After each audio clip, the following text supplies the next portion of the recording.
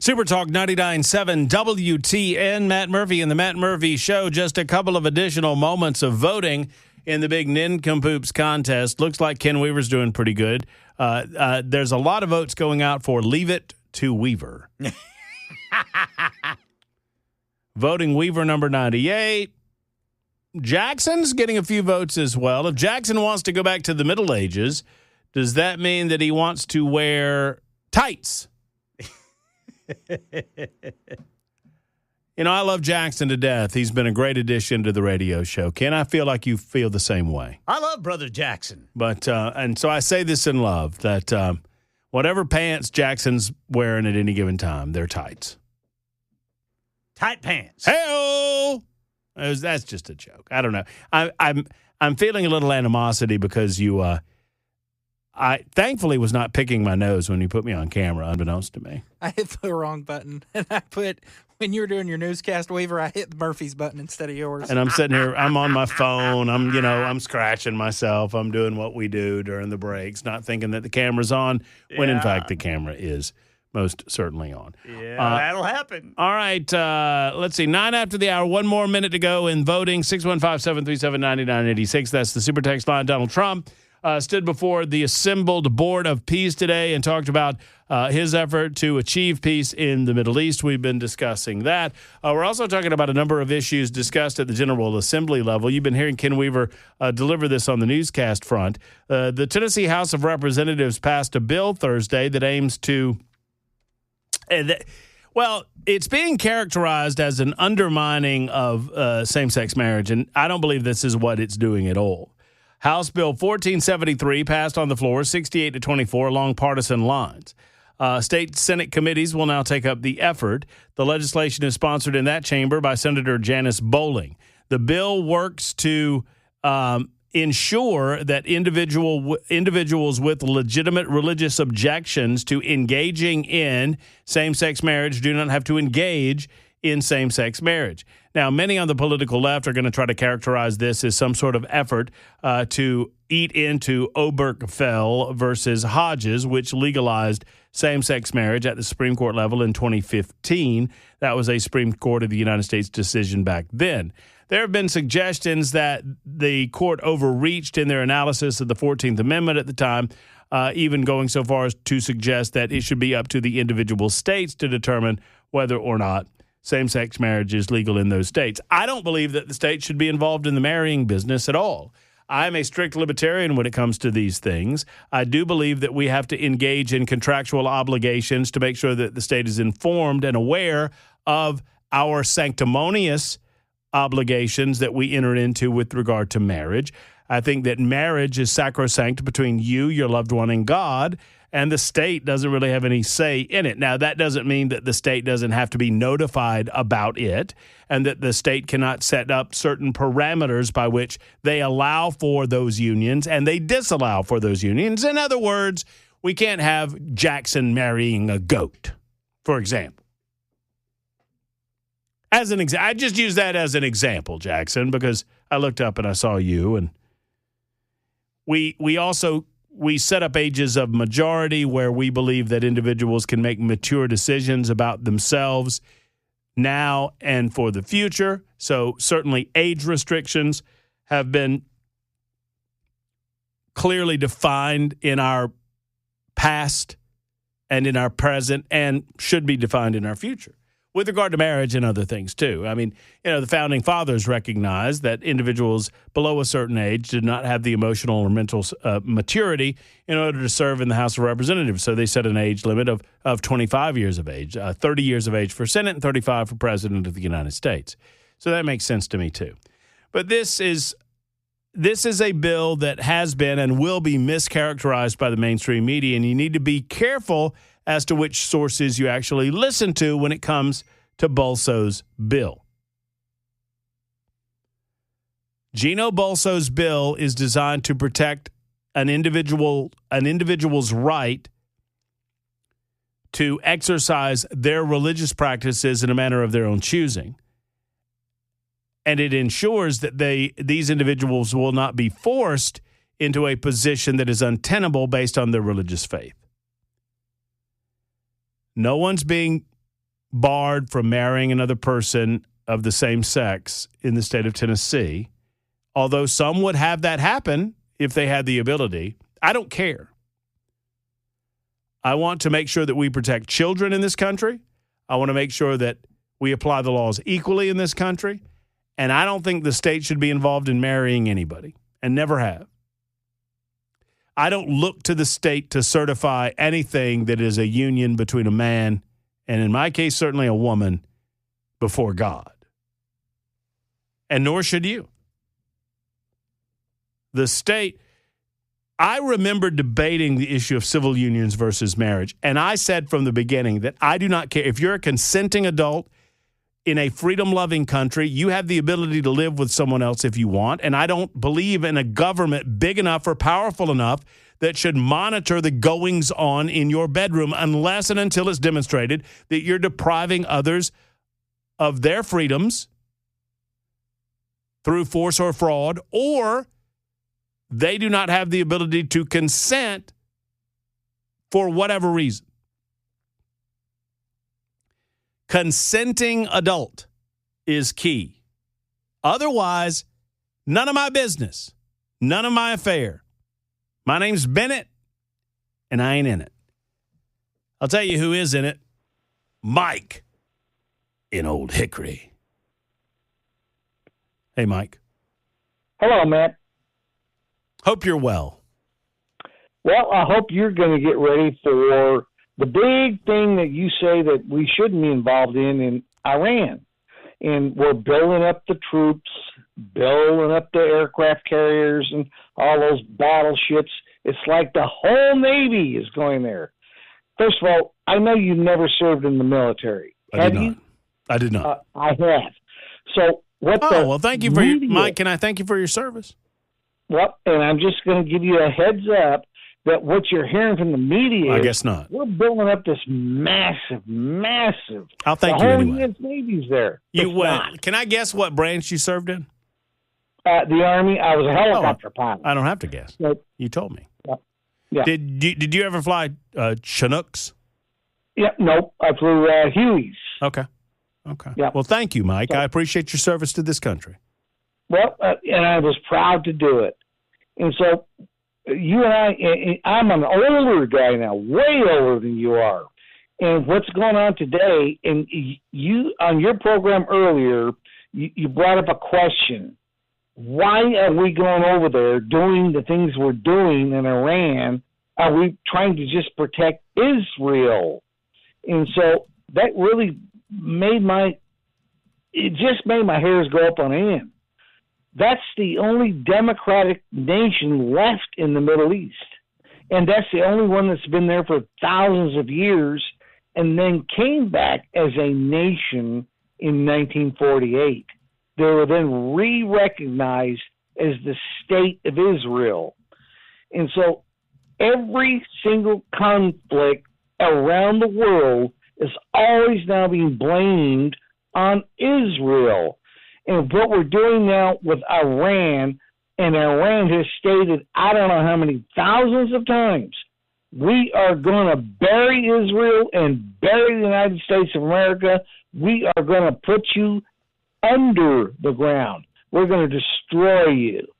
And so you want to believe what everything Iran says and what Biden did and all other previous presidents that kowtowed to Iran. So what's happening now, though, Matt, is that these ships that are moving into the Mediterranean, and there are a lot of them, but don't even believe that the media is trying to tell you that our whole U.S. Navy is going to start a war. We won't have to. What we did with the B-1s on the nuclear facilities, what Trump did in one night. What's going to happen, Mike? If I'm not mistaken, this sounds an awful lot like you're defending Trump's position here. Exactly. Wow. I do because you know what? Our only friend is Israel. And you know what? If you're not willing to defend Israel, because if you believe in God as a Christian, guess where God says he's going to set up his kingdom? Israel. So if you believe that as a Christian, so what's going on here now is just don't believe the hype that, oh, this is going to be a big war happening. It's not. I guarantee you, Matt, I guarantee you, the mullahs are going to do one thing or two things or maybe three. Go to China, go to Russia, or be beheaded. And that's what's going to happen. So when that happens, are you going to say, then, you know what, Trump did a bad thing? Probably not me, Mike. Probably not me. Mike, thank you for the call. I appreciate your position on the issue. I wish I had the confidence that you do that all of this can be resolved without longer-term military action. I don't have that confidence. I keep asking myself why this is necessary and what exactly we are attempting to accomplish that is in the interest of the United States of America. Now, if you argue overall stability in the Middle East, I can see that argument. I might dicker with it a little bit, but I can see that argument. If you're going to tell me that there is a further American interest in Iran that would necessitate us destabilizing and then restabilizing that country, then I'm going to have to talk to you about that because I don't think that's going to end well. It never does. I cannot tell you, and perhaps someone in the listening audience can advise me, when is the last time that we built a nation in the Middle East that stood the test of time?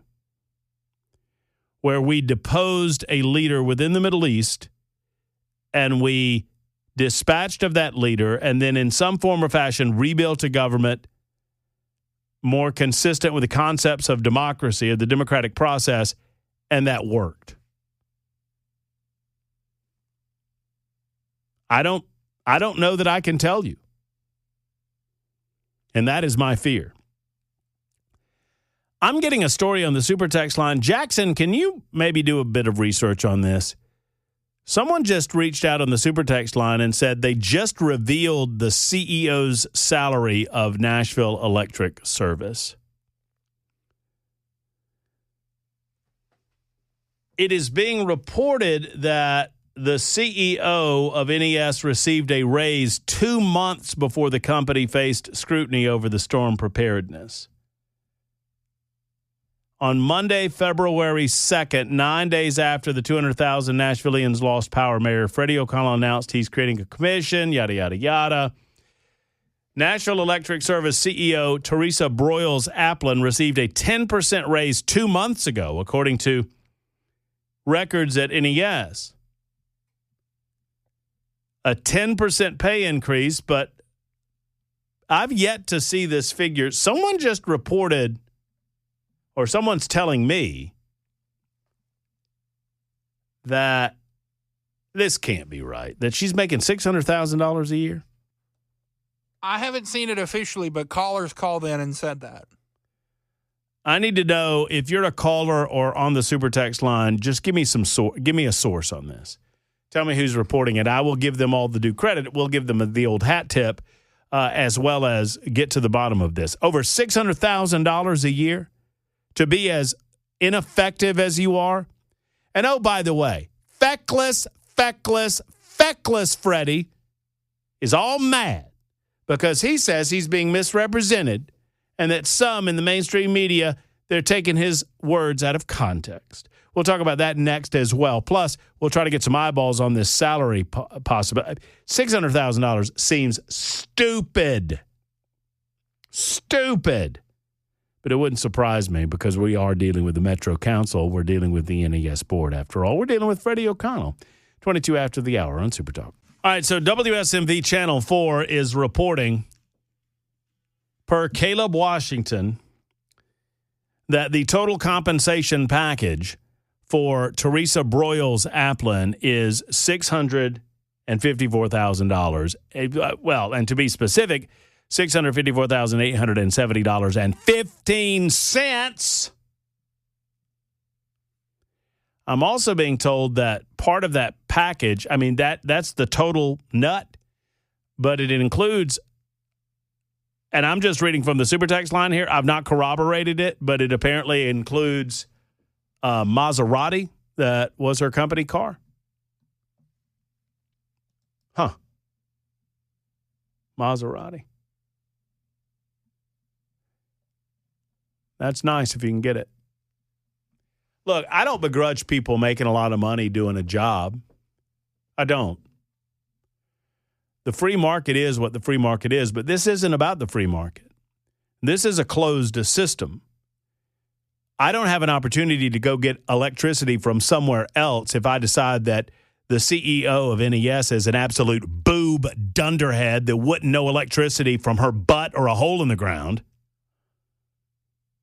If I made that decision, hypothetically, not speaking of anyone in particular, but if I made that decision, I can't go down the street and get different electricity from someone else. It's not like a grocery store where I can decide that the grocery store is not fulfilling my needs and I can go down to, from Kroger to Publix or from Publix to Winn-Dixie or from Winn-Dixie to wherever. That's not the way it works.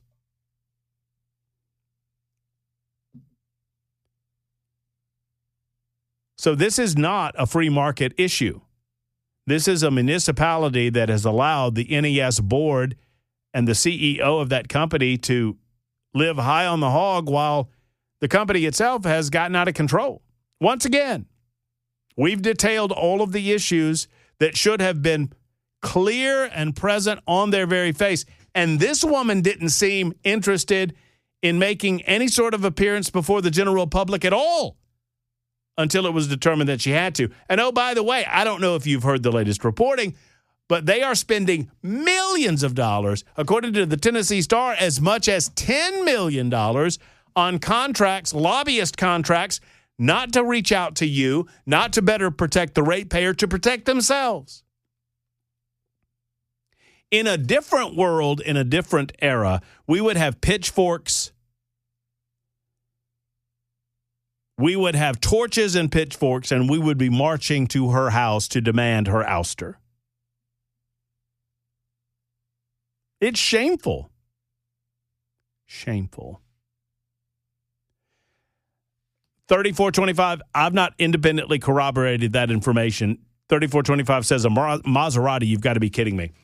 I've been told it. I have it, and I trust my source that apparently she uses some sort of stipend to pay for a Maserati on the taxpayer dime, on the ratepayer dime, and that she's only recently stopped driving that Maserati to work because someone in her inner circle told her that it was a bad look to drive a Maserati to work while, well, she doesn't seem to be getting the job done.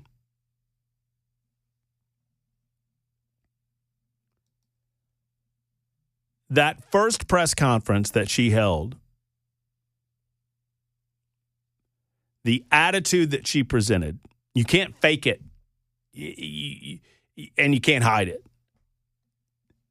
It was do as I say, not as I do, holier than thee. Bad, man.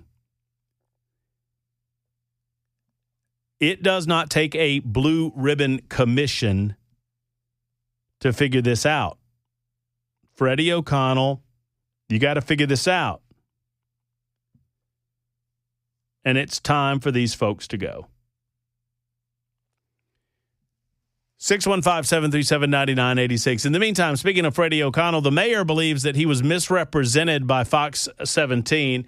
And I don't normally do this, but I think it merits it because we trampolined off the reporting of Dennis Ferrier. And I think Dennis Ferrier does a great job over at Fox 17 in Nashville.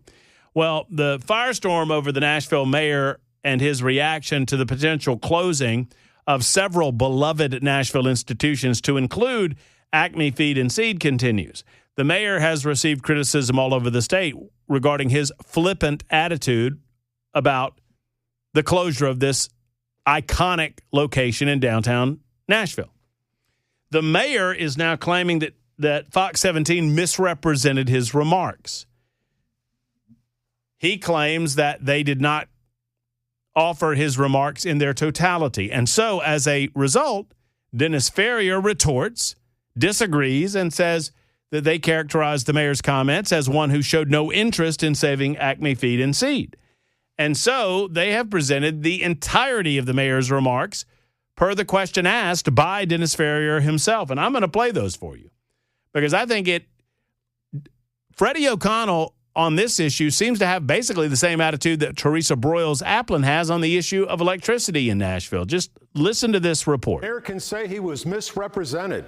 I disagree. We characterize the mayor's comments as a person who showed no interest in saving Acme Feed and Seed. We are now going to play his entire unedited statement on the survival of Acme Feed and Seed. Listen carefully. Decide for yourself. Owner of Acme Feed and Seed, one of the most iconic buildings in downtown, is prepared to close his doors. His property tax went from $129,000 to $600,000. And are you willing to let a treasure like that close based on what he says is a punitive tax? Well, I mean, I think the hard part for all of us in moments like this, and happy to invite the assessor up because, this is a combination of how these things work. But we've had the comptroller review these valuations, and the comptroller has determined that downtown's valuations are reflecting market value at this point. Okay, hard to hear, but I'm gonna translate as we go along. Freddie O'Connell just said that we believe that these are fair market evaluations. The comptroller has reviewed these evaluations, and we believe that this is fair market. Going from $120-something thousand to $600,000 in taxes alone. It's an incredibly valuable piece of property. My understanding is Tom has already entertained some significant offers recognizing that value. So it's not up to me whether he is going to keep that business open. It's up to him as a property owner to determine how to capture the value that's in. It's not up to me to determine whether he keeps that business open. Well, it was up to you that you twisted the arm of the Metro Council and got them to approve rates that would jack property taxes up effectively by 60% over the last 6 years. And you're responsible for a big portion of that, Freddie. Well, they're pass-through costs, right? Because he's renting that building. I mean, he spent $6.5 million renovating it with the investors. But it's different than some of these other. I mean, this is a man who saved the Loveless Cafe. This is the man who did Dancing in the District. Most of the people here weren't even alive. Right. It's been a challenge. I know he opened Fifth and Woolworth. Yes. And not all of these businesses, based on the model, based on timing in the market, are possible for survival. I know. Not all these businesses, based on the timing and based on the market, are going to be survivable. This is, he said, and he goes on to say, and it's difficult to hear, so I'm just going to read the transcript for you. I think it's a tough one because if you look at all the businesses along Broadway, all along 2nd Avenue, you look at the volume of transactions that are there and the prices people are willing to pay for the property, and it's tough. It's competitive. It's a place where a lot of people want to be, and and the market evolves. And, we see businesses starting, even as old businesses, in some cases, beloved old businesses are closing. We want to keep as many people enjoying parts of Nashville. We've seen other nearby businesses. Arnold's go through it where they're at. First thought they were going to be going to sell, reopened. I'm sure Tom's been a creative entrepreneur for a long time. One single business owner and a bunch of different businesses are going to find a way to thrive in Nashville. Not if you keep taxing them to oblivion, buddy boy. You are killing the goose that lays the golden eggs before our very eyes. You cannot tax individuals this onerously without them passing those taxes along to people. And when they're already paying as much as they're paying for rent, if they're already paying the amount of money that they're paying in other business expenses to get servers down there, to get entertainers down there and everything else, if you add $500,000 to the nut, they're charging $22 for a beer at that point. And that is an unsustainable business model, and Freddie O'Connell ought to know it.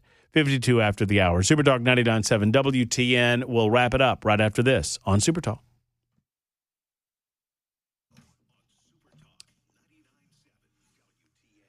Speaking of closures, there's a chop house that is closed, E3 Chop House.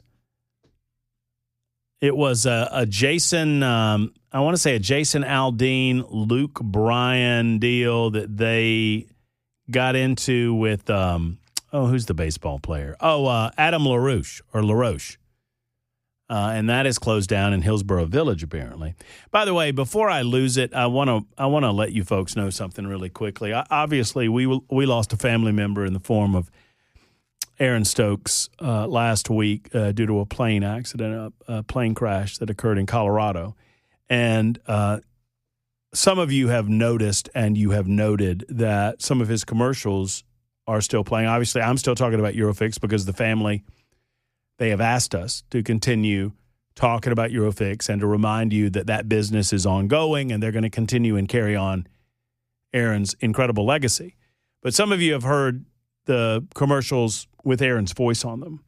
And I just want you to know that that's at the family's request as well, that they asked that those commercials continue. So several of you are like, hey, you guys are still playing these commercials. You need, and I'm just letting you know that that is something that has been asked of us. And so it's something that we're obviously going to do until such time as they make some changes. In addition to that, I believe this weekend you'll hear a best of Fixing Cars with Aaron Stokes, and it will be Aaron on the show. And this is obviously an archived show that we have at Supertalk 99.7 WTN that they're going to bring out of the archives. And it's also my understanding that they have plans for that show to continue and that they will find someone within the Eurofix family that will continue bringing you Fixing Cars with Aaron Stokes for the foreseeable future. So just wanted to remind you of that. I wanted to get into this commission, this blue ribbon commission that Freddie has empowered on the NES front, but we'll have to save that until tomorrow because we are simply out of time. For Ken Weaver, for the grumpy Jackson Williams, my name is Matt Murphy, speaking and saying, hug your loved ones. Until tomorrow, so long, everybody.